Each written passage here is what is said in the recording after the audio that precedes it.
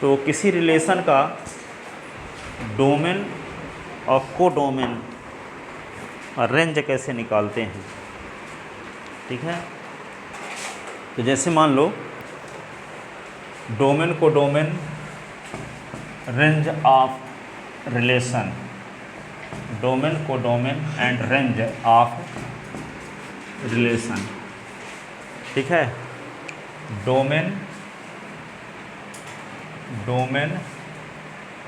Codomain and range of relation, range of relation, ठीक है। तो यहाँ पे let A is equal to 1 2 3 B any non empty subset, चलो बैठो, B any non empty subset, ठीक है। Then A cross B, A cross A लिखो। जब हम लिखे तो आप भी लिखा करो, एकदम फटाफट शुरू हो जाओ मशीन जैसे, जब समझाएं तो फिर समझना, है ना। क्या बोले? इसका सबसेट है कौन? ए। ये बोल रहे हैं कि ए नॉन एम्प्टी सेट है, लिखना चाहिए ना, non empty set. Then A cross A, तो यहाँ पे 1 2 3 और क्रॉस लिखो 1 2 3। तो इसका क्रॉस कैसे निकालते हैं सुनो आप लोग, अब कि दो सेट का क्रॉस प्रोडक्ट कैसे निकालते हैं। आप लोग जो आज पहली बार आए हो, 1 1 लिखेंगे, 1 2 लिखेंगे, 1 3, फिर 2 1 2 2 और ये 2 3, फिर 3 1 3 2 3 3। इसके एलिमेंट क्या होंगे? पहला 1 1 है ना, 1 1, फिर 1 2, फिर 1 3, फिर क्या 2 1 2 1 2 2 और ये 2 3, फिर क्या लिखेंगे 3 1 3 1 3 2 3 3, ये हुआ ऐसे। तो ये ए क्रॉस ए आ गया, ए क्रॉस ए किया गया। अब let less than comma equal comma greater than represent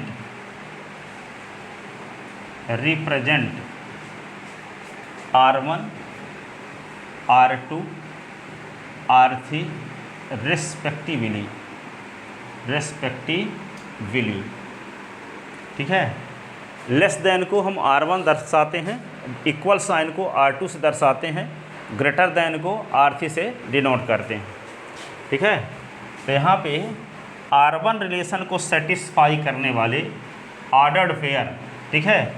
R1 का मतलब समझते हो आप, अच्छे सुनना आप जब बोल रहे हैं तो। लेस देन यहाँ लिखा है, लेस देन का नाम क्या है? R1, इक्वल साइन का नाम है R2, ग्रेटर देन का नाम क्या है? R3। अब देखो यहाँ पे ए क्रॉस ए निकाल लिए। अब लेस देन का मतलब ये हो कि जिस ऑर्डर पेयर का पहला कंपोनेंट छोटा हो दूसरे कंपोनेंट से, वे R1 में आएंगे। तो पहला कंपोनेंट छोटा है दूसरे से, क्या यहाँ नहीं है? ये है, पहला कंपोनेंट छोटा है दूसरे से, तो ये R1 का एलिमेंट कहलाएगा। पहला कंपोनेंट छोटा है R2 से, दूसरे कंपोनेंट से, तो ये R1 का एलिमेंट कहलाएगा। पहला कंपोनेंट छोटा है दूसरे से, तो ये R1 का एलिमेंट कहलाएगा। तो जिसमें पहला कंपोनेंट छोटा है दूसरे कंपोनेंट से, वे किसके मेंबर कहलाएंगे? R1 के, ठीक है। लेस देन लिखा गया है, इसका मतलब first component is less than second component, ठीक है ना। तो यहाँ पे then R1 is equal to क्या लिखोगे? R1 इज इक्वल टू लिखोगे 1 2, क्लियरली ऐसे लिख सकते हैं, clearly. 1 is less than 2, 1 is less than 3, 2 is less than 3।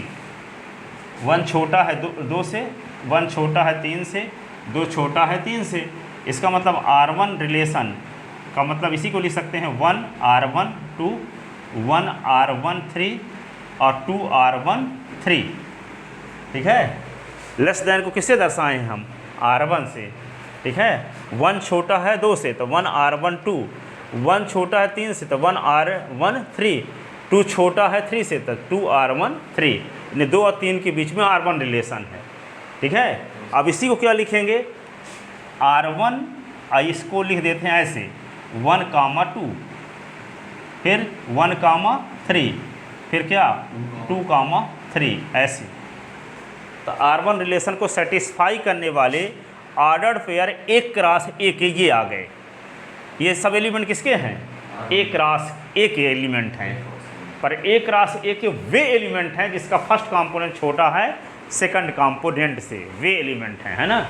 अब यहाँ पे देखो इक्वल साइन को क्या माना गया है, R2, ठीक है। इक्वल साइन को क्या माना गया है, R2।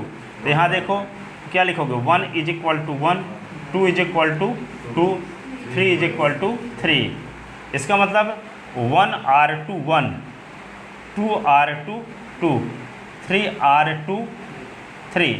इसका मतलब R2 को सेटिस्फाई करने वाले ऑर्डर पेयर कौन कौन हुए, 1 1, 2 2 और क्या 3 3, ये हुए किसके मेंबर, R2 के, ठीक है। अब यहाँ पे देखो बड़ा हो, पहला बड़ा हो दूसरे से, तो यहाँ पे क्या है, 2 बड़ा है 1 से, फिर कौन बड़ा है, 2 बड़ा है, 3 बड़ा है 1 से, और कौन बड़ा है, 3 बड़ा है 2 से, ऐसे, ठीक है। 2 बड़ा है 1 से, 3 बड़ा है 1 से, 3 बड़ा है 2 से। तो बड़ा को बड़ा है वाले चिन्ह को हम क्या दर्शा लें, किससे दर्शाए हैं, R3 से। तो यहाँ लिखेंगे 2 R3 1, 3 R3 1 और ये 3 R3 2, ऐसे। अब R3 रिलेशन को सेटिस्फाई करने वाले ऑर्डर पेयर कौन कौन हैं, 2, 1, 3, 1, 3, 2, ये आ गए R3 रिलेशन को सेटिस्फाई करने वाले ऑर्डर पेयर। क्लियरली, अब देखो क्लियरली, देखो R1 के ऑल एलिमेंट, देखो all element of R1 is also contain in A cross B, इसलिए R1 is subset of A cross ए। देखो R1 के सब एलिमेंट, तीनों एलिमेंट ए क्रॉस ए में है कि नहीं, देखो ना 1 2 है इसमें ना, 1 3 है ना इसमें, 2 3 है इसमें। तो यदि किसी सेट के पूरे एलिमेंट दूसरे सेट में कंटेन हो, जैसे मध्य प्रदेश के सभी आदमी इंडिया में हैं, मध्य प्रदेश के सभी आदमी इंडिया में हैं कि नहीं हैं, इसका मध्य प्रदेश सबसेट हुआ इंडिया का। सीधी के सभी लोग मध्य प्रदेश में हैं, सीधी के सभी लोग मध्य प्रदेश में, तो सीधी सबसेट ऑफ मध्य प्रदेश, ठीक है। तो यहाँ पे किसी सेट के जब पूरे एलिमेंट दूसरे सेट में हो जाते हैं तो वो पहला वाला सेट सबसेट कहलाता है दूसरे का, ठीक है। समझ में आई बात, ठीक है। यूपी के सभी मेंबर कहाँ कंटेन है, इंडिया में, तो UP is subset of India. Rajasthan के सभी एलिमेंट किस में कंटेन हैं, इंडिया में, तो Rajasthan is subset of India, ठीक है। तो यहाँ देखते हैं R1 क्या है, MP है मान लो, तो MP के पूरे एलिमेंट किस में कंटेन है, एक राह से इंडिया है, तो तीनों एलिमेंट इसमें कंटेन है कि नहीं, तो ये सबसेट है इसका। तो सबसेट का तो साइन ऐसे होता है, R1 इज सबसेट ऑफ एक राह से, ऐसे भी बनाते हैं कुछ राइटर, ऐसे भी बनाते हैं, दोनों सही हैं। चाहे ऐसे साइन बना दो सिर्फ इतना तब भी चलेगा, ऐसे बना दो तब भी चलेगा। तो R1 इज सबसेट ऑफ एक राशि, ठीक है।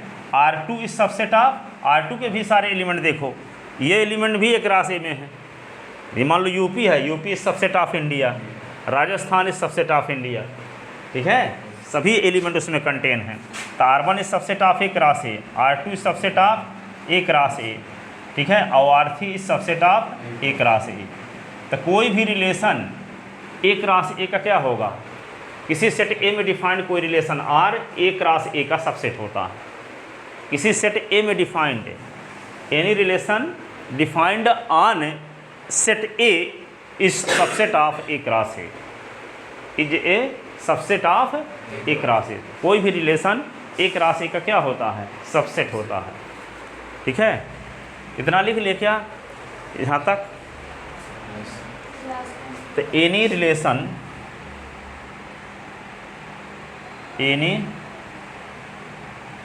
रिलेशन को क्या लिखोगे, any relation R is subset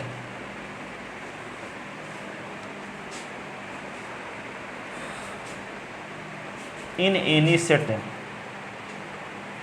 देखो ऐसे लिखेंगे, ऊपर से लिखे देते हैं। रिलेशन की definition, let A B any non empty set.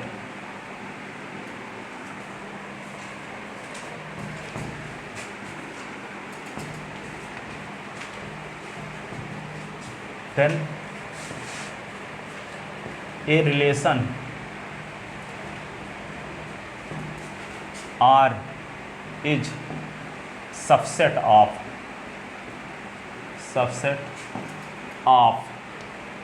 A cross A। For example ऊपर देख लिए, in above example, in above example we see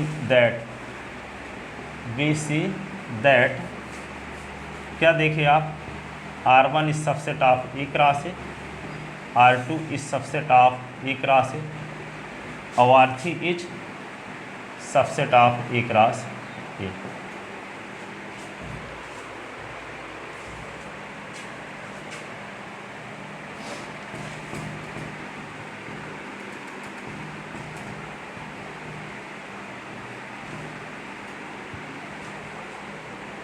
लिख लेते हैं ना, ये समझ गए।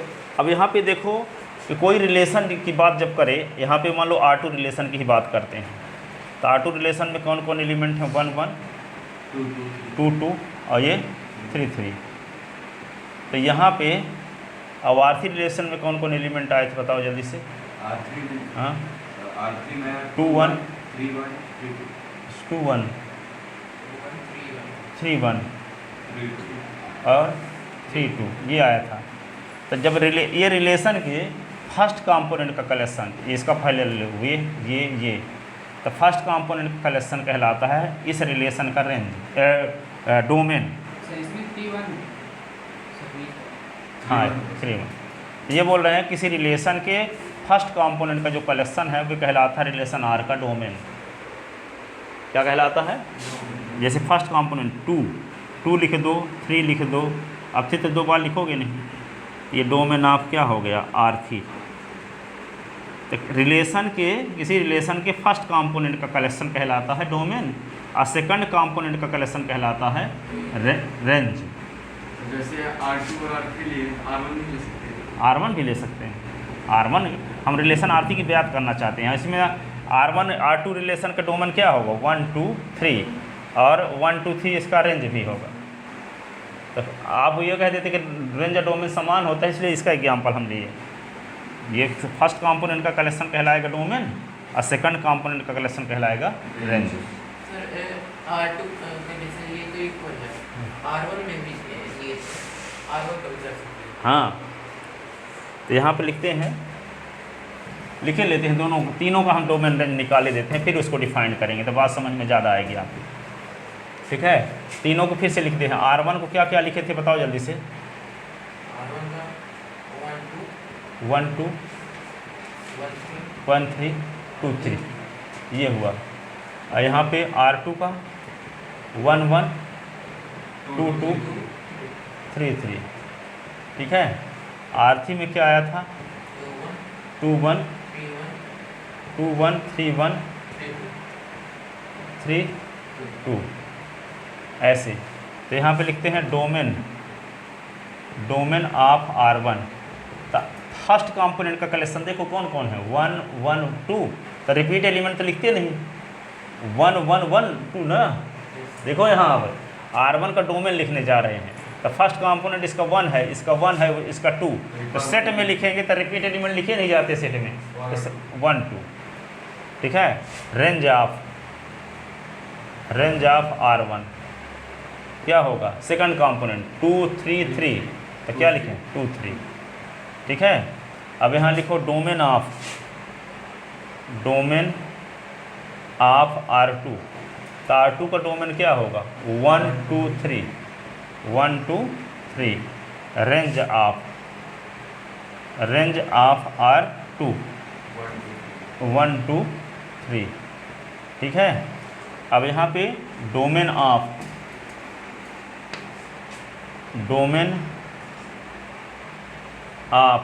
R3, तो क्या होगा 2 3 3, तो 2 3, ऐसे ना।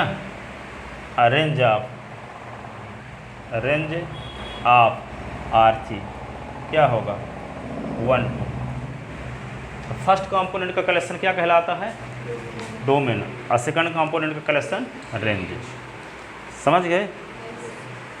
और जिन दो सेट के बीच में अब रिलेशन अभी तक एक सेट लिए थे केवल, अब 2 सेट भी लिए जा सकते हैं, ठीक है।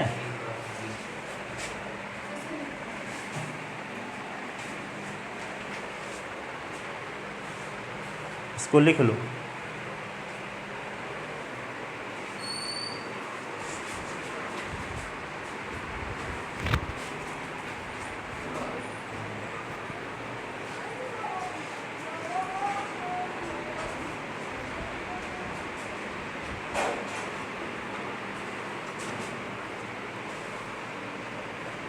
आ रहा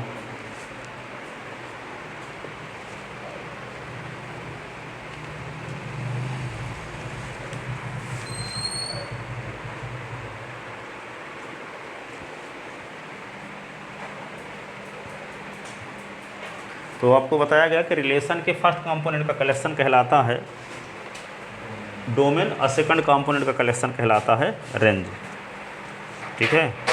फर्स्ट कंपोनेंट का कलेक्शन डोमेन, सेकंड कंपोनेंट का कलेक्शन कहलाता है रेंज।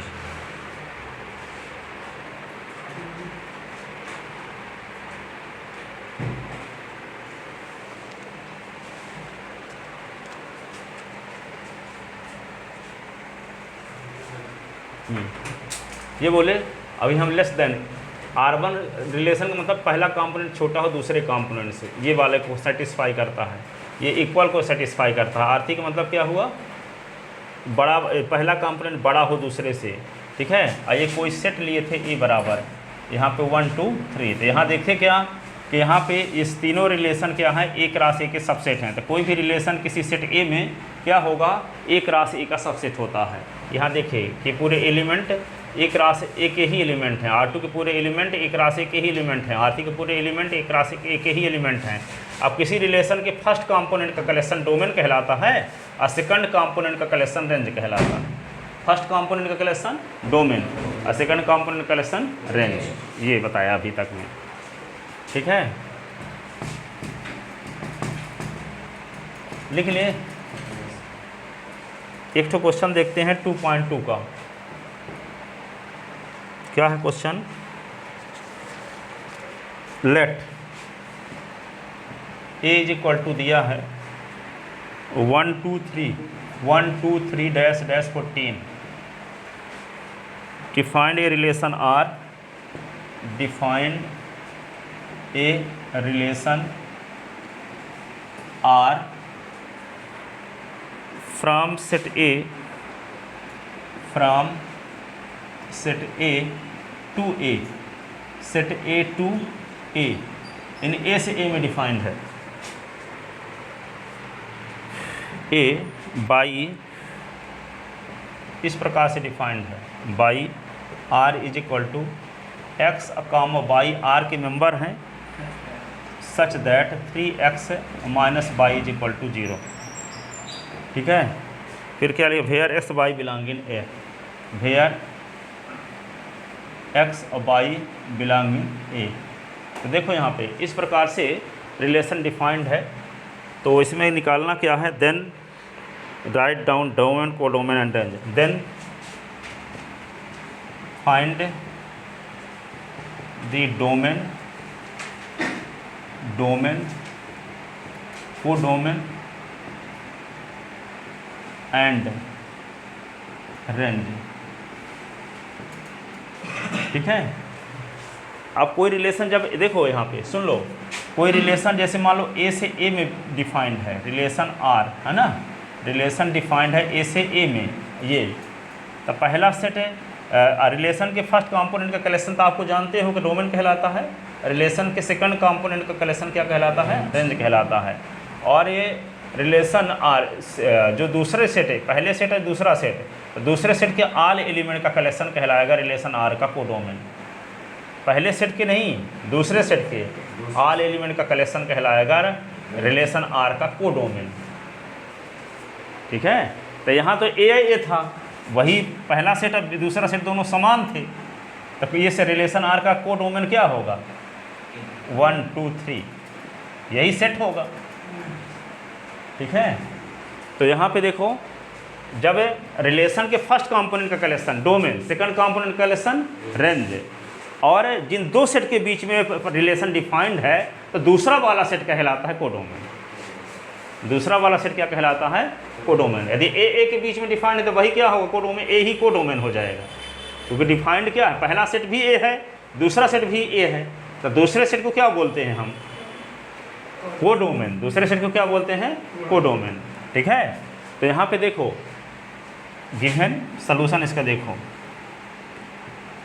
तो ए इज इक्वल टू क्या है, 1 2 3 4 डैश डैश 14 तक, और इज इक्वल टू क्या है, x comma y such that 3x minus y is equal to 0, x y belonging A, ऐसे हैं।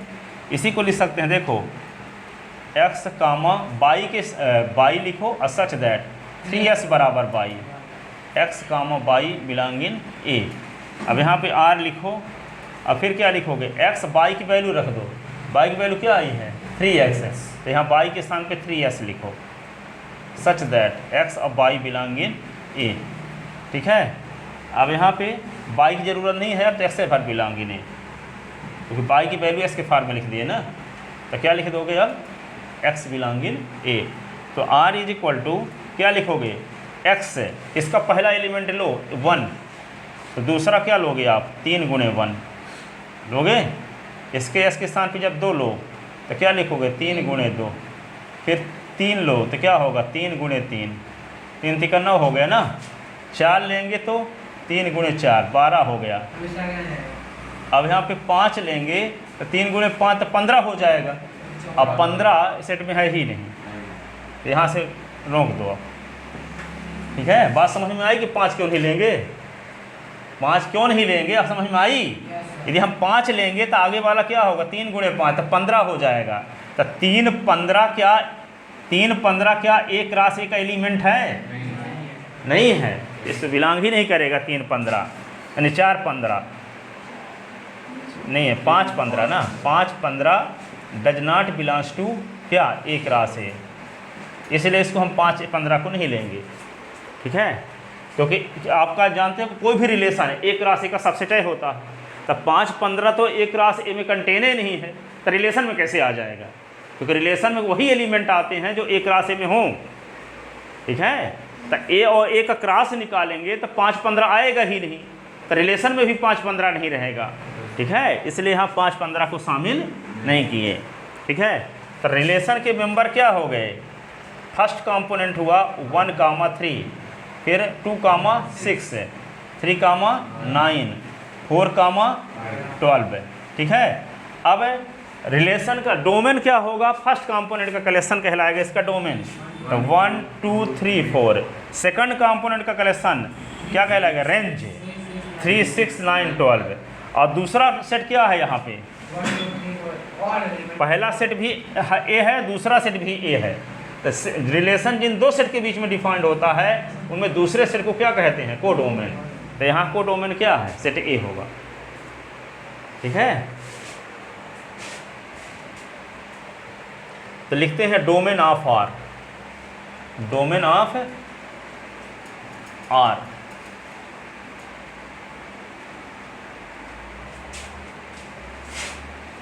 Domain of R is equal to collection of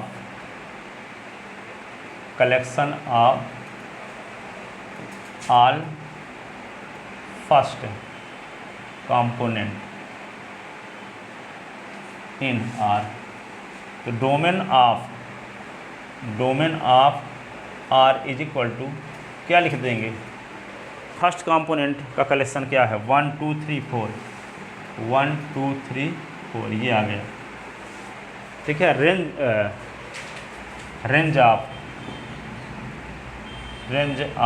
R, collection of all second component, collection of all second component in R. तो क्या होगा, range of R. तो second component क्या है इसके, 3 6 9 12, 3 6 9 12। Range of codomain of R is equal to A set. तो एक है क्या, 1 2 3 4 5 डैश 14, ये कोडोमेन हो गया। तो इस प्रकार से डोमेन कोडोमेन रेंज को विथ एग्जाम्पल समझाया गया। ठीक है,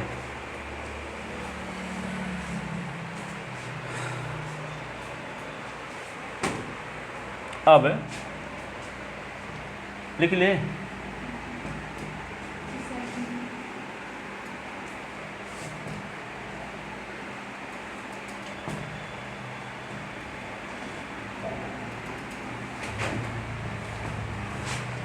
अब बताएंगे चैप्टर 7 तक आने वाला है ना, 7 permutation and combination, permutation and combination. क्या बोल रही हो? हाँ, ये जो कुछ बचा भी होगा तो फिर हम करवाएंगे। पेपर कब है आप लोगों का है?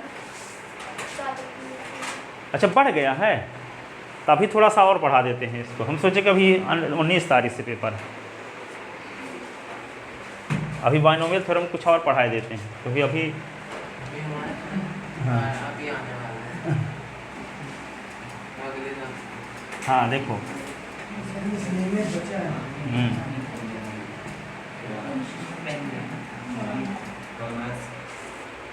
क्या बोले, अरे टाइम टेबल देखो जाके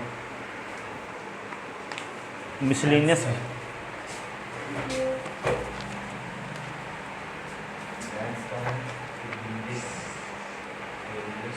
परमुटेशन कॉम्बिनेशन पढ़ाएंगे, और उसमें क्या है, लीनियर इनइक्वलिटी।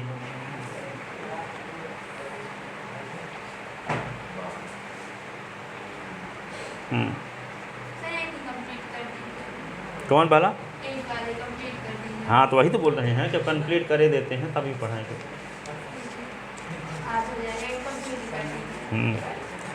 आधा तो इसलिए कंप्लीट करके 8 आने वाला नहीं था, आप सोचो 19 को पेपर है।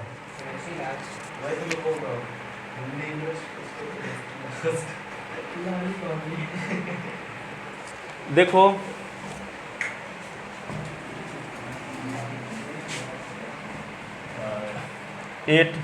चैप्टर 8 NCERT मैथ क्लास 11, इस टाइप का क्वेश्चन कई साल पूछा गया है, पर इसमें एग्जाम्पल में दिया होगा कहीं पे, find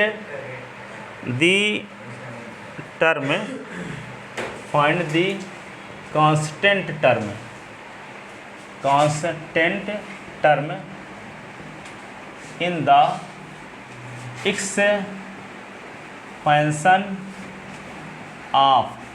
expansion of 3x² upon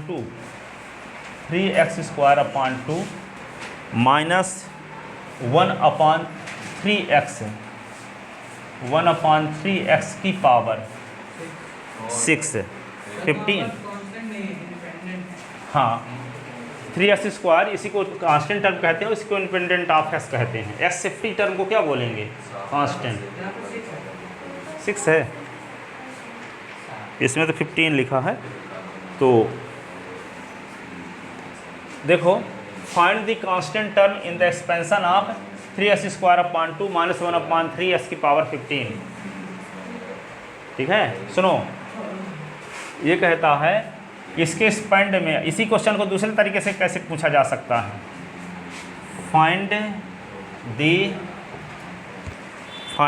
the in term independent of x in the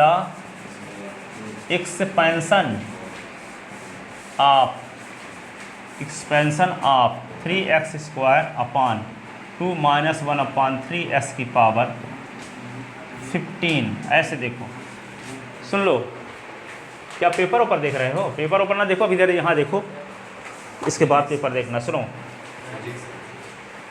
देखो, जैसे कॉमन सेंस की बात करते हैं, 1 अपान s की पावर यहाँ पे 2 है, 1 प्लस s प्लस 1 अपान s की पावर क्या है, 2 है। तो इसका स्पेंड करोगे तो क्या होगा, x square plus 2 into x into 1 अपान एक्स प्लस 1 अपान एस का स्क्वायर। तो क्या हुआ, एक्स कट गया, तो एक्स स्क्वायर प्लस 2 प्लस 1 अपान एक्स का स्क्वायर। ठीक है, तो इन 3 टर्म में से कौन सा टर्म एक्स से फ्री है, फ्री जिसमें एक्स ना हो, 2 एक्स से फ्री है। ठीक है, तो यहाँ पे आप जानते हो कि सेकंड टर्म ऐसा है जो एक्स से फ्री है। कौन सा टर्म है, सेकंड टर्म एक्स से फ्री है। तो ये ऐसी प्रकार, ये जैसे इसको जब स्पेंड, जैसे वहाँ पावर 2 थी ना, तो पावर 2 थी तो इसको स्पेंड करने से कितने टर्म आए, 1 2 3 आए। पावर यदि मान लो 3 करे होते तो पावर कितने टर्म आते, 4। तो यहाँ पावर कितने हैं, यहाँ 15। तो इसको यदि खोलेंगे कितने टर्म आएंगे, 16। तो 16 में से कोई टर्म ऐसा होगा जिसमें एक्स बिल्कुल ना होगा। तो जिसमें एक्स बिल्कुल नहीं होगा उसको क्या बोलेंगे, कांस्टेंट टर्म या independent term, independent of x बोलेंगे। एक्स से फ्री टर्म है, एक्स उसमें नहीं है, एक्स से फ्री टर्म है। तो एक तरीका तो ये है कि इसको स्पेंड किया जाए, स्पेंड करने के बाद देखा जाए कौन सा टर्म में एक्स नहीं है, ये तो लॉन्ग तरीका है। अब एक तरीका ये है कि जिसमें एक्स ना आएगा उसी भर को निकाला जाए, समझ गए, जिसमें एक्स नहीं आएगा उसी भर टर्म को निकाला जाता है। कैसे पता चलेगा कि एक्स में किस में नहीं आएगा? ठीक है, सुन रहे हो, किताब उताब सब बंद करो, यहाँ देखो पहले। ठीक है, किताब तो हर समय 24 घंटे आपके पास रहती है। ठीक है, क्या करोगे, सबसे पहले एक तरीका ये है तो इसको स्पेंड पूरा करोगे और फिर देख लो कि कौन टर्म एक्स से फ्री है। ठीक है, तो बहुत टाइम लगेगा। एक तरीका क्या है, तो उस टर्म को ही निकाला जाए जिसमें एक्स ना आएगा। तो ये तरीका बताते हैं कैसे पता चलेगा कि वे टर्म कहाँ से आएगा जिसमें एक्स ना हो, उसी को कैसे निकाला जाए। इसके लिए क्या करेंगे, जनरल टर्म निकालते हैं। जैसे मान लो यहाँ पे सपोज करते हैं एक्स प्लस 1 अपान एस का एग्जाम्पल समझाते हैं। अभी हम नहीं जानते, इसमें तो आपको कन्फर्म पता होगा कि सेकंड टर्म ऐसा था जिसमें एक्स नहीं था, लेकिन इसका हम जनरल टर्म निकाल लेते हैं। तो जनरल टर्म कैसे निकालते हैं, r+1, r+1 टर्म को जनरल टर्म कहते हैं। तो r+1 टर्म जब निकालेंगे तो क्या लिखते हैं, 2 लिखेंगे या c, ये नीचे r, 2c r+1 टर्म। ऐसा क्यों है, जैसे आप प्रसार करना शुरू करते हो 1 अपान एस की पावर मान लो 3 का, 4 का, कहीं का, किसी का 2 का, तो कहाँ शुरू करते हो, 2c 0 से ना, कहाँ शुरू करते हो, 2 से 0, तो 0 है। तो पहले टर्म में 0 रहता है, पहले टर्म में 0, दूसरे टर्म में 1, तीसरे टर्म में 25वें टर्म में 24, 25वें टर्म में 24। तो 25वें टर्म को हम 24 + 1वां टर्म नहीं बोल सकते। तो 24 + 1वें टर्म में नीचे क्या रहेगा, 25वें टर्म में नीचे 24।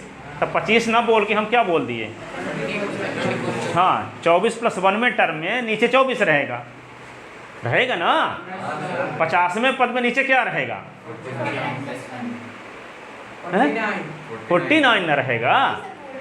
हाँ, तो 50वें पद को हम 49 + 1वां पद बोल सकते हैं। 100वें पद में क्या रहेगा नीचे, 99 + 1वें पद में 99, 20 + 1वें पद में 20 है, 25 + 1वें पद में 25। तो r+1वें टर्म में r, ये लिखिए r, समझ में आई बात? ठीक है, तो मान लेते हैं कि r+1 टर्म एक्स से फ्री है। क्या मान लिए, r+1 टर्म एक्स से फ्री है। तो r प्लस 1 टर्म जब निकालोगे तो ये पावर पहले लिखते हो, फिर c लिखते हो, फिर जो यहाँ रहता है एक को छोड़कर 10वां पद है तो 9 लिखते हैं, इसीलिए यहाँ पे r प्लस 1 टाइप का बना दिए। तो 1 को छोड़ दें, r भर लिख दें, तो 2cr। फिर क्या लिखते हैं, पहले टर्म की पावर दोनों का डिफरेंस लिखते हैं ना। तो पहला s की पावर क्या लिखेंगे 2 माइनस r, और 1 अपॉन s की पावर जो घट रहा हो r। ठीक है, अब क्या कर लो, ये आया 2cr s की पावर 2 माइनस r, और 1 की पावर भी r, s की पावर भी r। और 1 की पावर चाहे कुछ भी करो बने रहेगा। देखो 1 की पावर 1 है तो 1, 1 की पावर 2 है तो 1, 1 की पावर 3 है तो 1, तो 1 की पावर r है तो 1 क्या होगा 1। ठीक है, तो 1 की पावर चाहे कुछ भी हो उसका मान 1 ही होता है। तो इसको क्या लिख सकते हैं हम, आगे लिख सकते हैं 2cr s की पावर क्या है 2 माइनस r, 1 अपॉन s की पावर r। तो 2cr s की पावर 2 माइनस r, s की पावर r नीचे ना है, ऊपर ले जाओगे तो क्या होगा s की पावर माइनस r। ठीक है, तो 2cr, ये r प्लस 1 टर्म निकाल रहे थे ना, तो यहाँ पे s की पावर क्या हुआ 2 माइनस r और माइनस r। बेस सेम होने पर पावर जुड़ती है, a की पावर m, a की पावर n, तो a की पावर m प्लस n होता है। तो इसको क्या लिख दें, तो 2cr, ये होगा s की पावर माइनस r, तो 2 माइनस 2r, ये किसकी वैल्यू आ गई r प्लस 1 टर्म की। ठीक है, अब ये x से फ्री टर्म कब होगा, जब इसमें s न रहे। तो s न रहेगा कब, जब r के स्थान पे 1 रख दिया जाए, r के स्थान पे 1 है, तो r के स्थान पे 1 रखने से क्या फ़ायदा होगा 2 माइनस 2 आएगा, तो 2 माइनस 2 तो s की पावर 0, s की पावर 0 की वैल्यू 1, तो इसमें s रह ही नहीं जाएगा, तो वो कांस्टेंट टर्म कहलाएगा। तक पता कैसे चला कि जो s की पावर है उसको 0 के इक्वल कर दो, s की पावर जो हो वहाँ उसको 0 के इक्वल कर दो, तो इस बात का पता चल जाएगा कि r की वैल्यू क्या है। अब r की वैल्यू जब पता हो गई तो r की वैल्यू 1 ना आ रही है, 2 माइनस 2r को 0 के इक्वल करोगे तो 2 इज इक्वल टू 2r, तो 2 upon 2 is equal to r, ये कट गया, तो r is equal to 1। r की वैल्यू यहाँ 1 रखेंगे तो क्या मिलेगा 1 प्लस 1, तो दूसरा पद नहीं मिल गया, तो इसको एक्सपेंड किया था, दूसरे पद में तो अचर पद आया था, कांस्टेंट टर्म दूसरे ना आया था। ठीक है, तो दूसरा टर्म होगा क्या, इसमें वैल्यू जब रखोगे तो क्या आएगा, यहाँ पे t 1 प्लस 1, ये होगा 2c1 s की पावर 0, 2 का फैक्टोरियल अपान 1 का फैक्टोरियल, 2 माइनस 1 का फैक्टोरियल, 2 का फैक्टोरियल अपान 1 इंटू 1, तो 2 का फैक्टोरियल 2 इंटू 1, तो 2 कांस्टेंट टर्म आ गया कि नहीं आया, यही तो था। ठीक है, तो पहले क्या करेंगे, r प्लस 1 टर्म निकालेंगे, r प्लस 1 टर्म को ही कहते हैं जनरल टर्म। क्या कहते हैं, जनरल टर्म। ठीक है, तब इसके इसमें अब question x plus 1 upon s तो है नहीं, ये वाला है, तब इसमें निकालते हैं। ठीक है, तो लिखते हैं इसको, general term in the expansion of, general term, अब लिखना शुरू करो, in the expansion of 3x square upon 2 और 1 अपान 3s की पावर 15, तो क्या लिखेंगे tr प्लस 1, फिर क्या लिखेंगे 15cr, फर्स्ट टर्म क्या है 3x स्क्वायर अपान 2 की पावर 15 माइनस r, और माइनस 1 अपान 3s की पावर r। बीच में माइनस लगा रहेगा तो माइनस वाला टर्म साइन लेकर यहाँ लिखेंगे दूसरे टर्म को, और प्लस रहेगा तो प्लस को नहीं लिखेंगे। हो सकता है कि माइनस में हो सकता है प्लस में हो, क्योंकि एक अल्टरनेट न रहता है, जब माइनस रहता है तो एक पॉजिटिव एक निगेटिव, तो ये भी पता चले कि वो माइनस वाला होगा कि प्लस वाला होगा, एक्स से फ्री टर्म जो होगा। तो tr प्लस 1, इसको क्या लिखेंगे 15cr, 3 की पावर भी 15 माइनस r, एक्स स्क्वायर की पावर भी 15 माइनस r, 2 की पावर भी 15 माइनस r, माइनस 1 की पावर भी r, 3 की पावर r, s की पावर भी r। ठीक है, ये सब लिख दिए, 3 की power 15 minus r, S square की पावर 15। हम s की पावर वाले टर्म को इकट्ठा करना चाहते हैं, क्योंकि इसकी पावर जो आएगी उसको 0 को इक्वल करेंगे तभी ना आर की वैल्यू मिलेगी कांस्टेंट टर्म के लिए। तो टी आर प्लस 1, तो 15 सी आर लिख लिए। 3 की पावर क्या है 15 माइनस आर, ये लिखोगे पावर की पावर है तो गुना होता है ना, तो एस की पावर 2 15 दूना 30 माइनस 2 आर, ऐसे माइनस 1 की पावर आर अपान 2 की पावर 15 माइनस आर, 3 की पावर आर, एस की पावर आर, ऐसे ये हो गया।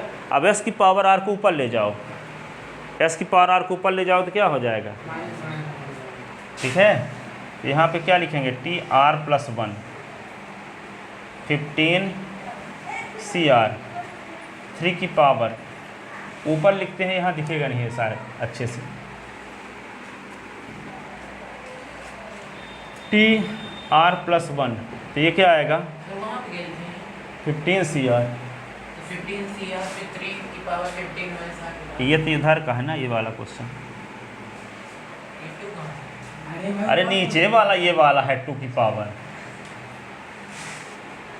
15 सी आर और 3 की पावर क्या 15 माइनस आर और माइनस 1 की पावर आर, ठीक है, अपान 2 की पावर 15 माइनस आर, ठीक है, 3 की पावर आर, और एस की पावर आर को ऊपर ले जाते हैं तो ये क्या होगा एस की power 30 minus 2 R upon S की पावर आर। एक फार्मूला लगेगा यहाँ एस की पावर एम अपान एस की पावर एन, तो एस की पावर होता है M minus N,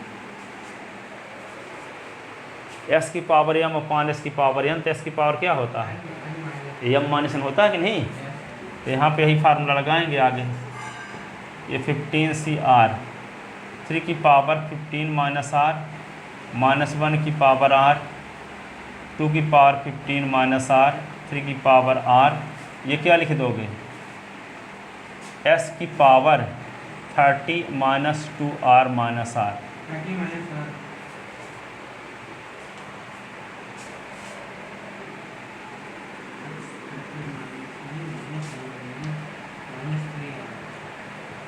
fifteen C R, 3 की पावर 15 माइनस आर, माइनस 1 की पावर आर, ये क्या होगा 2 की पावर 15 माइनस आर, 3 की पावर आर, ये होगा क्या एस की पावर 30 माइनस 3 आर, ठीक है।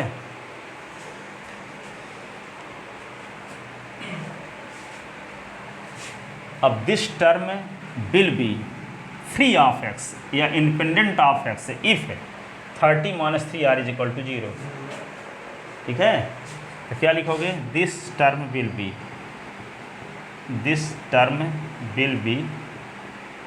इंडिपेंडेंट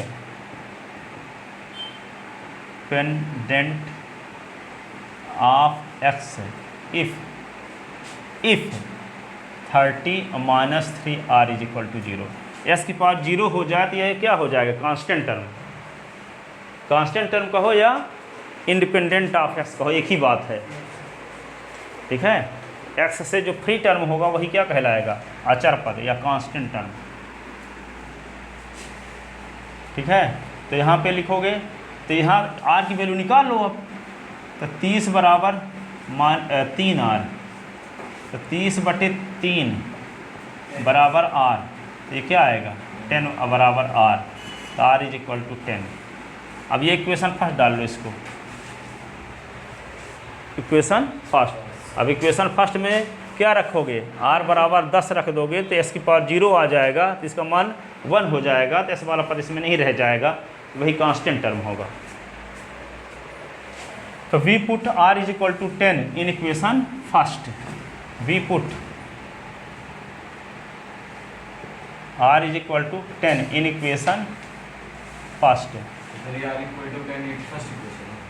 फर्स्ट इक्वेशन में आर के स्थान पे 10 रखना है, आर के स्थान पे क्या रखना है 10, तो 10 प्लस 1 क्या होगा 11वां पद, 11वां पद क्या होगा एक्स से फ्री रहेगा, 10 प्लस 1 इसका मतलब 11वां एक्स से फ्री रहेगा। तो देखो 11वां पद होगा क्या, देखो यहाँ 15 और सी आर के स्थान पर 10 रखो, 3 की पावर 15 माइनस r के स्थान पे क्या रखो 10 माइनस 1 की पावर 10 और s की पावर क्या लिखो 30 माइनस 3 गुणे 10 ये होगा। अपान क्या लिखेंगे 2 की पावर 15 माइनस 10 3 की पावर 10 ये। इसको क्या लिख सकते हैं 11 टर्म, ये आएगा 15 80 10। अब 3 की पावर क्या बचेगा यहाँ 5 माइनस 1 की पावर देखो माइनस 1 की पावर इवन नंबर है, इसका मान +1 होगा। क्या होगा +1। अब माइनस 1 की पावर 8 नंबर होता तो इसका मान -1। ठीक है, ये क्या आ जाएगा s की पावर 0 और नीचे क्या लिखोगे 30 माइनस 30 0 है ना होगा। नीचे क्या होगा 2 की पावर 5 और 3 की पावर 10 3 की पावर 10।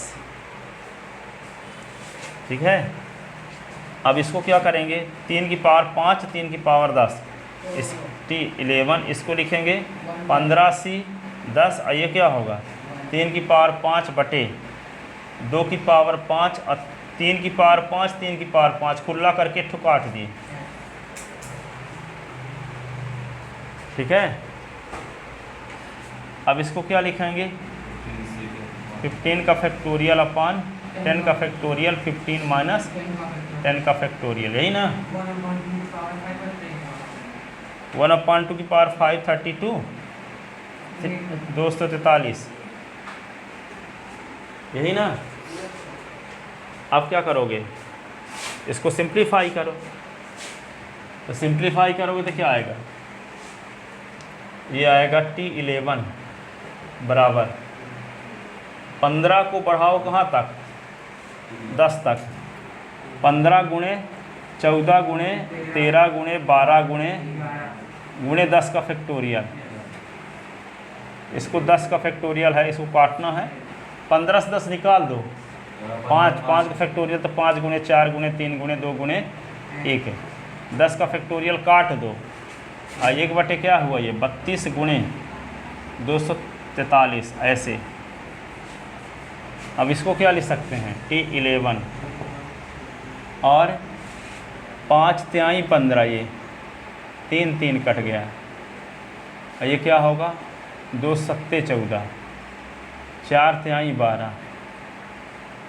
ठीक है 4 तिहाई 12 3 काट दो तो 81 हो जाएगा। अब क्या बचा 7 गुणे 13 गुणे 11 बटे नीचे क्या बचा 32 गुणे 81 32 गुणे 81। अब इसका गुणा कर लेना, यही आंसर होगा। गुणा कर लो, क्या आता कटेगा तो नहीं अब किसी से ना, कोई नहीं कटेगा।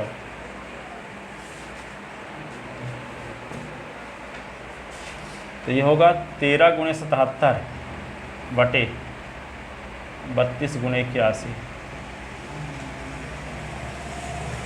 अब घर में गुणा करके लिख लेना।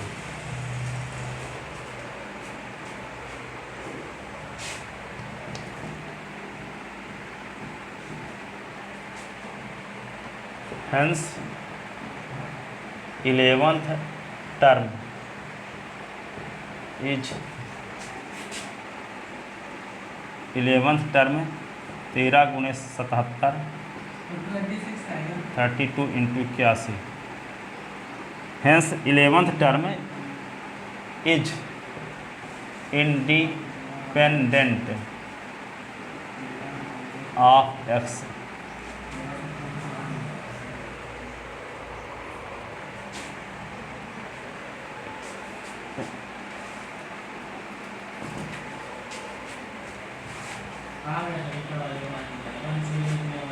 क्या है 1001 अपान है। अच्छा ओके कर लेना, ठीक है ना।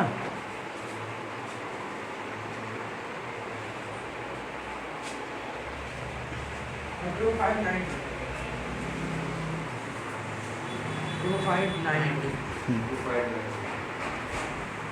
ये आएगा। वो जो आएगा लिख दो, वो तो सामान्य चीज़ है, पश्चिमी की मैथ आ गई। ठीक है, हो गया, जाओ अब कल बताएंगे आगे।